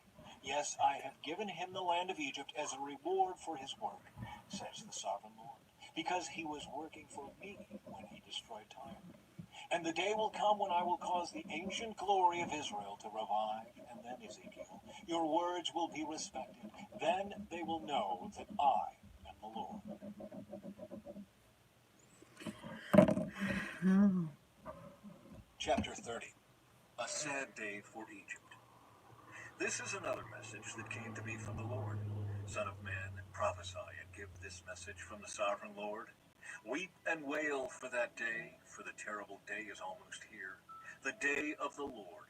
It is a day of clouds and gloom, a day of despair for the nations. A sword will come against Egypt, and those who are slaughtered will cover the ground. Its wealth will be carried away, and its foundations destroyed. The land of Ethiopia will be ravished. Ethiopia, Libya, Lydia, all Arabia, and all their other allies will be destroyed in that war. For this is what the Lord says: all of Egypt's allies will fall, and the pride of her power will end. From Migdol to Aswan, they will be slaughtered by the sword, says the sovereign Lord. Egypt will be desolate, surrounded by desolate nations, and its cities will be in ruins, surrounded by other ruined cities. And the people of Egypt will know that I am the Lord when I have set Egypt on fire and destroyed all their allies. At that time I will send swift messengers in ships to terrify the complacent Ethiopians. Great panic will come upon them on that day of Egypt's certain destruction. Watch for it, it is sure to come. For this is what the sovereign Lord says: by the power of King Nebuchadnezzar of Babylon, I will destroy the hordes of Egypt. He and his armies, the most ruthless of all, will be sent to demolish the land. They will make war against Egypt until slaughtered Egyptians cover the ground. I will dry up the Nile River and sell the land to wicked men. I will destroy the land of Egypt and everything in it by the hands of foreigners. I, the Lord, have spoken. This is what the sovereign Lord says: I will smash the idols of Egypt and the images at Memphis. There will be no rulers left in Egypt. Terror will sweep the land. I will destroy southern Egypt, set fire to Zoan, and bring judgment against Thebes. I will pour out my fury on Pelusium, the strongest fortress of Egypt, and I will stamp out the hordes of Thebes. Yes, I will set fire to all Egypt. Pelusium will be racked with pain. Thebes will be torn apart. Memphis will live in constant terror. The young men of Heliopolis and Bubastis will die in battle, and the women will be taken away as slaves. When I come to break the proud strength of Egypt, it will be a dark day for Tappanhes too. A dark cloud will cover Tappanhes, and its daughters will be led away as captives. And so I will greatly punish Egypt, and they will know that I am the Lord. The broken arms of Pharaoh. On April 29, during the There we 11th go. year of King Jehoiachin's captivity, this message came to me from the Lord. Son of man, I have broken the arm of Pharaoh, the king of Egypt. His arm has not been put in a cast so that it may heal. Neither has it been bound up They had with a a cast splint back to make then? it strong enough to hold a sword. Therefore, this is what the sovereign Lord says: I am the enemy of Pharaoh, the king of Egypt. I will break both of his arms, the good arm along with the broken one, and I will make his sword clatter to the ground. I will scatter the Egyptians to many lands throughout the world. I will strengthen the arms of Babylon's king and put my sword in his hand. But I will break the arms of Pharaoh, king of Egypt, and he will lie there mortally wounded, groaning in pain. I will strengthen the arms of the king of Babylon, while the arms of Pharaoh fall useless to his sides. And when I put my sword in the hand of Babylon's king, and he brings it against the land of Egypt, Egypt will know that I am the Lord. I will scatter the Egyptians among the nations, dispersing them throughout the earth. Then they will know that I am the Lord.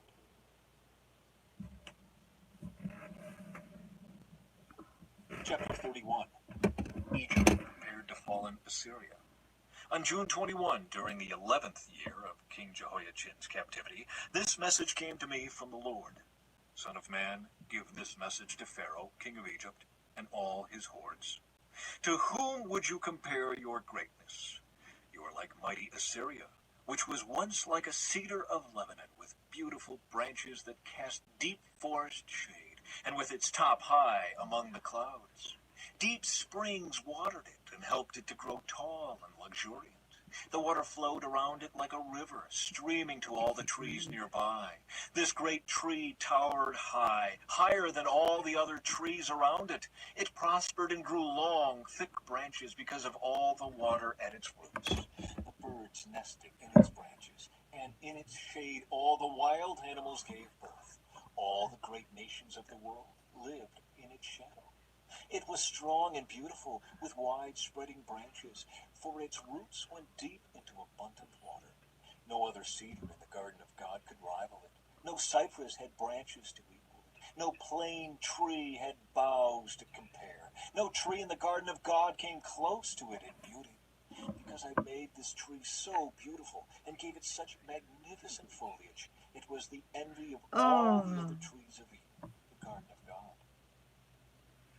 Oh, I'm sorry, Mr. Fulton, for your loss. I will definitely pray for you and your family. Let God be, let God be with you all.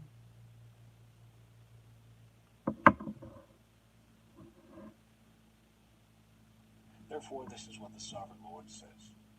Because Egypt became proud and arrogant, and because it set itself so high above the others, with its top reaching to the clouds, I will hand it over to a mighty nation that will destroy it as its wickedness deserves. I have already discarded it. A foreign army, the terror of the nations, has cut it down and left it fallen on the ground. Its branches are scattered across the mountains and valleys and ravines of the land. All those who lived in its shadow have gone away and left it lying there. The birds roost on its fallen trunk, and the wild animals lie among its branches. Let the tree of no other nation proudly exult in its own prosperity, though it be higher than the clouds, and it be watered from the depths. For all are doomed to die, to go down to the depths of the earth. They will land in the pit along with everyone else on earth. This is what the sovereign Lord says. When Assyria went down to the grave, I made the deep springs mourn. I stopped its rivers and dried up its abundant water. I clothed Lebanon in black and caused the trees of the field to wilt. I made the nation shake with fear at the sound of its fall, for I sent it down to the grave with all the others who descend to the pit. And all the other proud trees of Eden, the most beautiful and the best of Lebanon, the ones whose roots went deep into the water, took comfort to find it there with them in the depths of the earth. Its allies, too, were all destroyed and had passed away. They had gone down to the grave, all those nations that had lived in its shade. O Egypt, to which of the trees of Eden will you compare your strength and glory? You too will be brought down to the depths with all these other nations. You will lie there among the outcasts who have died by the sword. This will be the fate of Pharaoh and all his hordes. I, the sovereign Lord, have spoken. I've spoken to. Chapter 32. A warning for Pharaoh. Just to let you know, we're almost done with the 2 hour live, which I worded the title wrong. I was supposed to do a 2 hour devotional Bible reading. Wait a minute. It's supposed to be a 2 hour devotional live. That's what it's supposed to read. On March 3, during the 12th year of King Jehoiachin's captivity, this message came to me from the Lord. Son of man, mourn for Pharaoh, king of Egypt, and give him this message. You think of yourself as a strong young lion among the nations, but you are really just a sea monster, heaving around in your own rivers, stirring up mud with your feet. Therefore, this is what the sovereign Lord says: I will send many people to catch you in my net and haul you out of the water. I will leave you stranded on the land to die. All the birds of the heavens will land on you, and the wild animals of the whole earth will gorge themselves on you. I will scatter your flesh on the hills and fill the valleys with your bones. I will drench the earth with your gushing blood all the way to the mountains, filling the ravines to the brim. When I blot you out, I will veil the heavens and darken the stars. I will cover the sun with a cloud, and the moon will not give you its light. I will darken the bright stars overhead and cover your land in darkness. I, the sovereign Lord, have spoken. I will disturb many hearts when I bring news of your downfall to distant nations you have never seen. Yes, I will shock many lands, and their kings will be terrified at your fate. They will shudder in fear for their lives as I brandish my sword before them on the day of your fall. For this is what the sovereign Lord says. The sword of the king of Babylon will come against you. I will destroy your hordes with the swords of mighty warriors, the terror of the nations. They will shatter the pride of Egypt, and all its hordes will be destroyed. I will destroy all your flocks and herds that graze beside the streams. Never again will people or animals muddy those waters with their feet. Then I will let the waters of Egypt become calm again, and they will flow as smoothly as olive oil, says the sovereign Lord. And when I destroy Egypt and strip you of everything you own and strike down all your people, then you will know that I am the Lord. Yes, this is the funeral song they will sing for Egypt. Let all the nations mourn. Let them mourn for Egypt and its hordes. I, the sovereign Lord, have spoken. Egypt falls into the pit. On March 17, during the 12th year, another message came to me from the Lord. Son of man, weep for the hordes of Egypt and for the other mighty nations, for I will send them down to the world below in company with those who descend to the pit. Say to them, O Egypt, are you lovelier than the other nations? No, so go down to the pit and lie there among the outcasts. The Egyptians will fall with the many who have died by the sword, for the sword is drawn against them. Egypt and its hordes will be dragged away to their judgment. Down in the grave, mighty leaders will mockingly welcome Egypt and its allies, saying, They have come down, they lie among the outcasts, hordes slaughtered by the sword. Assyria lies there, surrounded by the graves of its army, those who were slaughtered by the sword. Their graves are in the depths of the pit, and they are surrounded by their allies. They struck terror in the hearts of people everywhere, but now they have been slaughtered by the sword. Elam lies there, surrounded by the graves of all its hordes, those who were slaughtered by the sword. They struck terror in the hearts of people everywhere, but now they have descended as outcasts to Oh, the it's world perfect. below. Yay. Now they lie in the pit and share the shame of those who have gone before them. They have a resting place among the slaughtered, surrounded by the graves of all their hordes. Yes, they terrorized the nations while they lived, but now they lie in shame with others in the pit, all of them outcasts, slaughtered by the sword. Meshach and Tubal are there, surrounded by the graves of all their hordes. They once struck terror in the hearts of people everywhere, but now they are outcasts, all slaughtered by the sword. They are not buried in honor like their fallen heroes, who went down to the grave with their weapons, their shields covering their bodies, and their swords beneath their heads. Their guilt rests upon them because they brought terror to everyone while they were still alive. You too, Egypt, will lie crushed and broken among the outcasts, all slaughtered by the sword. Edom is there with its kings and princes.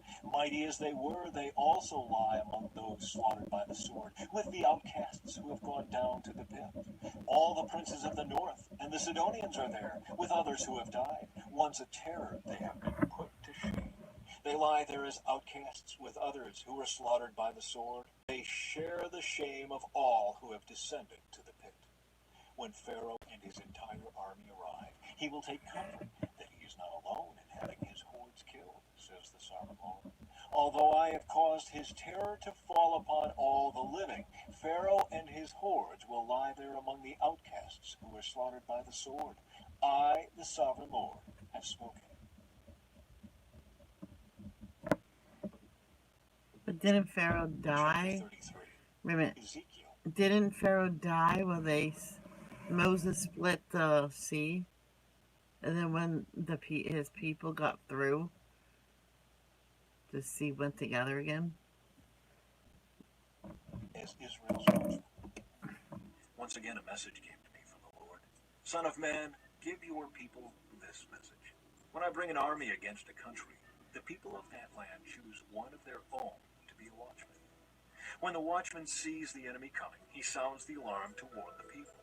Then if those who hear the alarm refuse to take action, it is their own fault if they die. They heard the alarm but ignored it, so the responsibility is theirs. If they had listened to the warning, they could have saved their lives. But if the watchman sees the enemy coming and doesn't sound the alarm to warn the people, he is responsible for their captivity. They will die in their sins, but I will hold the watchmen responsible for their deaths. Now, Son of Man, I am making you a watchman for the people of Israel. Therefore listen to what I say and warn them for me.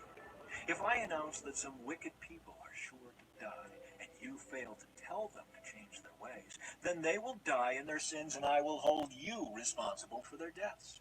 But if you warn them to repent and they don't repent, they will die in their sins, but you will have saved yourself. The watchman's message. Son of man, give the people of Israel this message. You are saying, our sins are heavy upon us. We are wasting away. How can we survive? As surely as I live, says the sovereign Lord, I take no pleasure in the death of wicked people. I only want them to turn from their wicked ways so they can live. Turn from your wickedness, O people of Israel. Why should you die? Son of man, give your people this message. The righteous behavior of righteous people will not save them if they turn to sin, nor will the wicked behavior of wicked people destroy them if they repent and turn from their sins. When I tell righteous people that they will live, but then they sin, expecting their past righteousness to save them, then none of their righteous acts will be remembered. I will destroy them for their sins. And suppose I tell some wicked people that they will surely die, but then they turn from their sins and do what is just and right. For instance, they might give back a debtor's security, return what they have stolen, and obey my life-giving laws, no longer doing what is evil. If they do this, then they will surely live and not die. None of their past sins will be brought up again, for they have done what is just and right, and they will surely live. Your people are saying, the Lord isn't doing what's right, but it is they who are not doing what's right. For again I say, when righteous people turn away from their righteous behavior and turn to evil, they will die. But if wicked people turn from their wickedness and do what is just and right, they will live. O people of Israel, you are saying, the Lord isn't doing what's right, but I judge each of you according to your deeds. Explanation of Jerusalem's fall.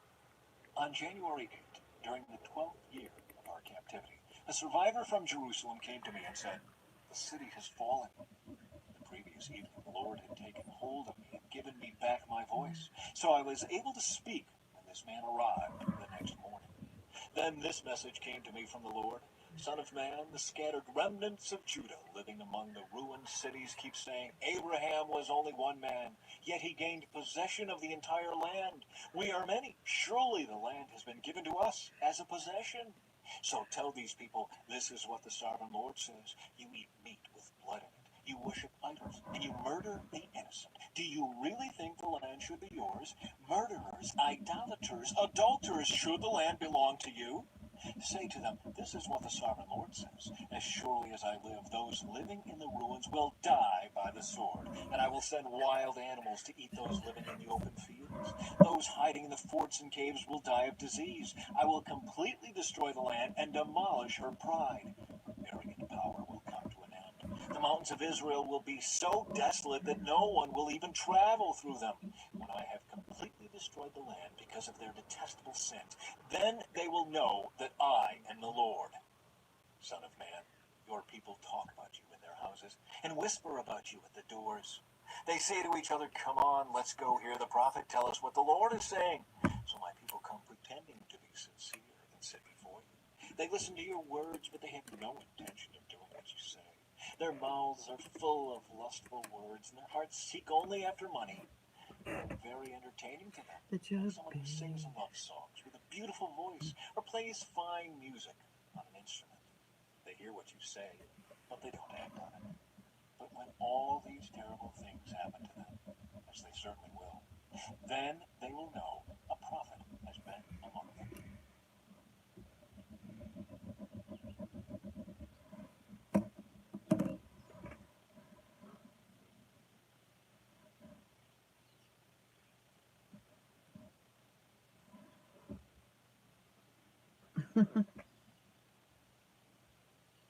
Chapter 34. The Shepherds of Israel. Then this message came to me from the Lord. Son of man, prophesy against the shepherds, the leaders of Israel. Give them this message from the sovereign Lord. What sorrow awaits you, shepherds who feed yourselves instead of your flocks? Shouldn't shepherds feed their sheep? You drink the milk, wear the wool, and butcher the best animals, but you let your flocks starve. You have not taken care of the weak, you have not tended the sick or bound up the injured. I remember You the have story. not gone looking for those who have wandered away and are lost. Instead, you have ruled them with harshness and cruelty. So my sheep have been scattered without a shepherd, and they are easy prey for any wild animal. They have wandered through all Hi, the mountains Jim. and all the hills across Hi, the Kate. face of the earth, yet no one has gone to search for them. Therefore, you shepherds, hear the word of the Lord. As surely as I live, says the sovereign Lord, you abandoned my flock and left them to be attacked by every wild animal. And though you were my shepherds, you didn't search for my sheep when they were lost. You took care of yourselves and left the sheep to starve. Therefore, you shepherds, hear the word of the Lord. This is what the sovereign Lord says. I now consider these shepherds my enemies, and I will hold them responsible for what has happened to my flock. I will take away their right to feed the flock, and I will stop them from feeding themselves. I will rescue my flock from their mouths. The sheep will no longer be their prey. The good shepherd. For this is what the sovereign Lord says. I myself will search and find my sheep. I will be like a shepherd looking for his scattered flock. I will find my sheep and rescue them from all the places where they were scattered on that dark and cloudy day. I will bring them back home to their own land of Israel, from among the peoples and nations. I will feed them on the mountains of Israel, and by the rivers, and in all the places where people live. Yes, I will give them good pasture on the high hills of Israel. There they will lie down in pleasant places Oh, and Blue feed Jay. in the lush pastures of the hills. I myself will tend my sheep and give them a place to lie down in peace, says the sovereign Lord. I will search for my lost ones who strayed away, and I will bring them safely home again. I will bandage the injured and strengthen the weak, but I will destroy those who are fat and powerful. I will feed them, yes, feed them justice. And as for you, my flock, this is what the sovereign Lord says to his people. I will judge between one animal of the flock and another, separating the sheep. Okie dokie. I also call it the promise colors. I haven't called it love don't judge colors in a while, but I call it the promise colors because the rainbow colors was originally a promise from God that He won't flood the entire earth anymore because he knows he made a mistake. But I'll definitely do that. From the goats. Isn't it enough for you to keep the best of the pastures for yourselves? Must you also trample down the rest? Isn't it enough for you to drink clear water for yourselves? Must you also muddy the rest with your feet? Why must my flock eat what you have trampled down, and drink water you have followed? Therefore, this is what the sovereign Lord says. I will surely judge between the fat sheep and the scrawny sheep. For you fat sheep pushed and butted and crowded my sick and hungry flock until you scattered them to distant lands. So I will rescue my flock, and they will no longer be abused. I will judge between one animal of the flock and another, and I will set over them one shepherd, my servant David. He will feed them and be a shepherd to them. And I, the Lord, will be their God, and my servant David will be a prince among my people. I, the Lord, have spoken. The Lord's covenant of peace. I will make a covenant of peace with my people and drive away the dangerous animals from the land. Then they will be able to camp safely in the wildest places and sleep in the woods without fear. I will bless my people and their homes around my holy hill, and in the proper season I will send the showers they need. There will be showers of blessing. The orchards and fields of my people will yield bumper crops, and everyone will live in safety. When I have broken their chains of slavery and rescued them from those who enslaved them, then they will know that I am the Lord. They will no longer be prey for other nations, and wild animals will no longer devour them. They will live in safety, and no one will frighten them. And I will make their land famous for its crops, so my people will never again suffer from famines or the insults of foreign nations. In this way, they will know that I, the Lord, their God, am with them. And they will know that they, the people of Israel, are my people, says the sovereign Lord. You are my flock, the sheep of my pasture. You There are my we go. people, and I am your God. I, the sovereign Lord, have spoken. And then, Chapter 35. A message for Edom. Again, a message came to me from the Lord. Son of man, turn and face Mount Seir, and prophesy against its people. Give them this message from the sovereign Lord. I am your enemy, O Mount Seir, and I will raise my fist against you to destroy you completely. I will demolish your cities and make you desolate. Then you will know that I am the Lord. Your eternal hatred for the people of Israel led you to butcher them when they were helpless, when I had already punished them for all their sins. As surely as I live, says the sovereign Lord, since you show no distaste for blood, I will give you a bloodbath of your own. Your turn has come. I will make Mount Seir utterly desolate, killing off all who try to escape and any who return. I will fill your mountains with the dead. Your hills, your valleys, and your ravines will be filled with people slaughtered by the sword. I will make you desolate forever. Your cities will never be rebuilt. Then you will know that I am the Lord. For you said, the lands of Israel and Judah will be ours. We will take possession of them. What do we care that the Lord is there? Therefore, as surely as I live, says the sovereign Lord, I will pay back your angry deeds with my own. I will punish you for all your acts of anger, envy, and hatred, and I will make myself known to Israel by what I do to you. Then you will know that I, the Lord, have heard every contemptuous word you spoke against the mountains of Israel. For you said, they are desolate. They have been given to us as food to eat. Saying that, you boasted proudly against me, and I have heard it all. This is what the sovereign Lord says. The whole world will rejoice when I make you desolate. You rejoiced at the desolation of Israel's territory. Now I will rejoice at yours. You will be wiped out, you people of Mount Seir, and all who live in Edom. Then you will know that I am the Lord. Chapter 36. Restoration for Israel. Son of man, prophesy to Israel's mountains. Give them this message. O mountains of Israel, hear the word of the Lord. This is what the sovereign Lord says. Your enemies have taunted you, saying, Aha, now the ancient heights belong to us. Therefore, son of man, give the mountains of Israel this message from the sovereign Lord.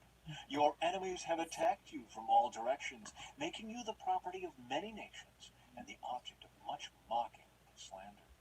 Therefore, O mountains of Israel, hear the word of the sovereign Lord. He speaks to the hills and mountains, ravines and valleys, and to ruined wastes and long deserted cities that have been destroyed and mocked by the surrounding nations. This is what the sovereign Lord says. My jealous anger burns against these nations, especially Edom, because they have shown utter contempt for me by gleefully taking my land for themselves as plunder.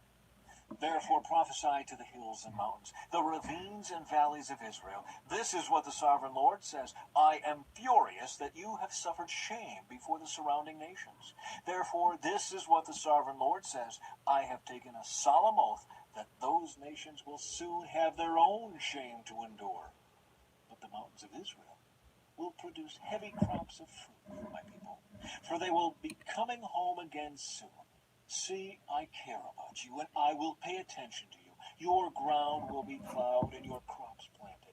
I will greatly increase the population of Israel, and the ruined cities will be rebuilt and filled with people. I will increase not only the people, but also your animals. O mountains of Israel, I will bring people to live on you once again. I will make you even more prosperous than you were before. Then you will know that I am the Lord. I will cause my people to walk on you once again, and you will be their territory. You will never again rob them of their children. This is what the sovereign Lord says. The other nations taunt you, saying, Israel is a land that devours its own people and robs them of their children. But you will never again devour your people or rob them of their children, says the sovereign Lord. I will not let you hear those other nations insult you, and you will no longer be mocked by them. You will not be a land that causes its nation to fall, says the sovereign Lord. Then this further message came to me from the Lord. Son of man, when the people of Israel were living in their own land, they defiled it by the evil way they lived. To me, their conduct was as unclean as a woman's menstrual cloth. They polluted the Ew. land with murder and the worship of idols. So I poured out my fury on them. I scattered them to many lands to punish them for the evil way they had lived. But when they were scattered among the nations, they brought shame on my holy name. For the nations said, "These are the people of the Lord," but he couldn't keep them safe in his own land. Then I was concerned for my holy name, on which my people brought shame among the nations. Therefore, give the people of Israel this message from the Sovereign Lord. I am bringing you back, but not because you deserve it.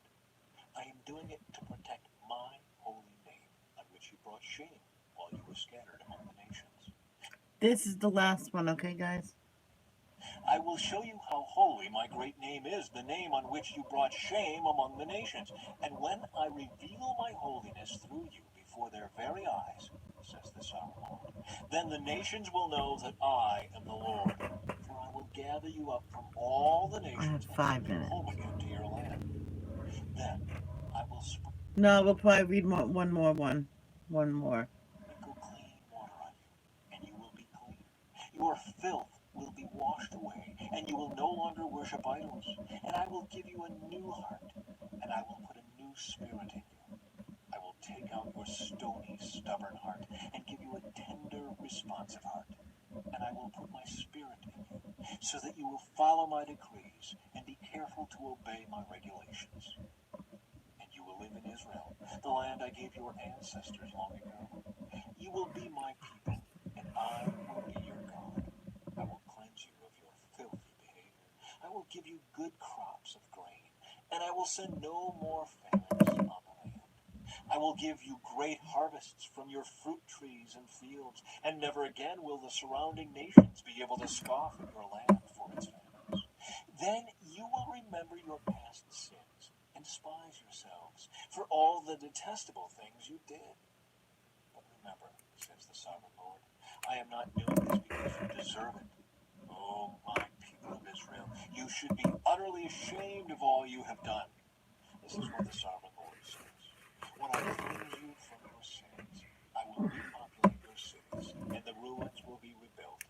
The fields that used to lie empty and desolate, in plain view of everyone, will again be farmed. And when I bring you back, people will say, "This former wasteland is now like the Garden of Eden. The abandoned and ruined cities now have strong walls and are filled with people."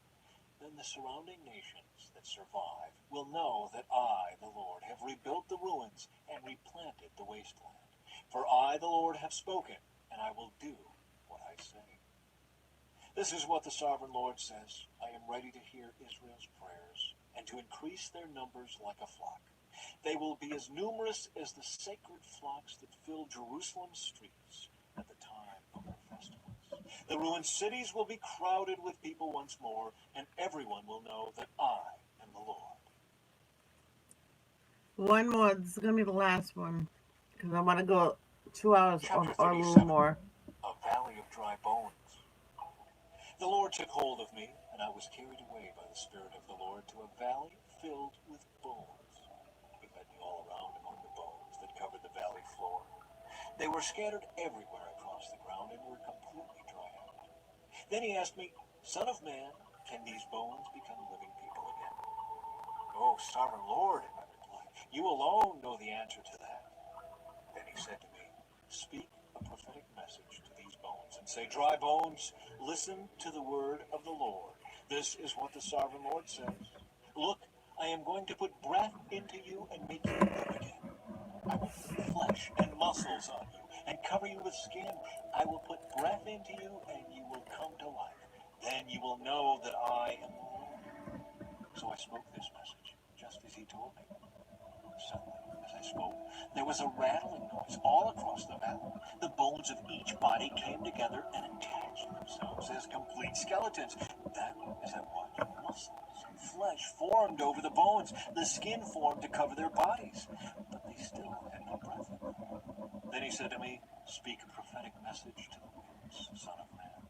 Speak a prophetic message and say, 'This is what the Sovereign Lord says. Come, O breath from the four winds. Breathe into these dead bodies so they may live again.'" So I spoke the message as he commanded me, and breath came into their bodies. They all came to life and stood up on their feet, a great army. Then he said to me, Son of man, these bones represent the people of Israel. They are saying, we have become old, dry bones. All hope is gone. Our nation is finished. Therefore prophesy to them and say, this is what the sovereign Lord says, O my people, I will open your graves of exile and cause you to rise again. Then I will bring you back to the land of Israel. When this happens, O my people, you will know that I am the Lord. I will put my spirit in you, and you will live again and return home to your own land. Then you will know that I, the Lord, have spoken, and I have done what I said. Yes, the Lord has spoken. Reunion of Israel. Again a message came to me from the Lord. Son of man, take a piece of wood and carve on it these words. This represents Judah and its allied tribes. Then take another piece and carve these words on it. This represents Ephraim and the northern tribes of Israel. Now hold them together in your hand as if they were one piece of wood. When your people ask you what your actions mean, say to them, this is what the sovereign Lord says. I will take Ephraim and the northern tribes and join them to Judah. I will make them one piece of wood in my hand. Then hold out the pieces of wood you have inscribed, so the people can see them. And give them this message from the sovereign Lord. I will gather the people of Israel from among the nations. I will bring them home to their own land from the places where they have been scattered. I will unify them into one nation on the mountains of Israel. One king will rule them all. No longer will they be divided into two nations or into two kingdoms. They will never again pollute themselves with their idols and vile images and rebellion. For I will save them from their sinful backsliding. I will cleanse them. Then they will truly be my people, and I will be their God. My servant David will be their king, and they will have only one shepherd. They will obey my regulations and be careful to keep my decrees. They will live in the land I gave my servant Jacob, the land where their ancestors lived. They and their children and their grandchildren after them will live there forever, generation after generation. And my servant David will be their prince forever. And I will make a covenant of peace with them, an everlasting covenant. I will Hi, give them April. their land and increase their numbers, and I will put my temple among them forever. I will make my home among them. I will be their God, and they will be my people. And when my temple is among them forever, the nations will know that I am the Lord who makes Israel holy. And that is it for today. I'll be back on later for a regular coloring live. We will finish this color out.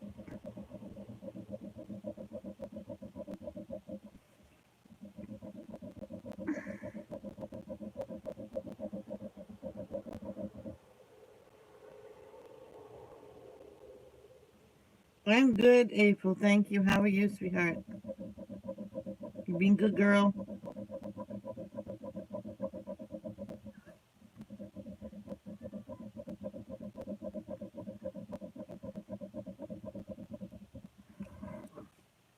Alright, I finished the color out. I will be back on momentarily. I might just go straight to adult coloring.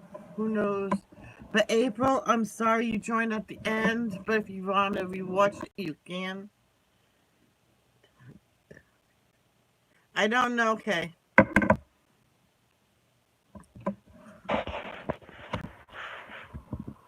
Love, don't judge. Peace out.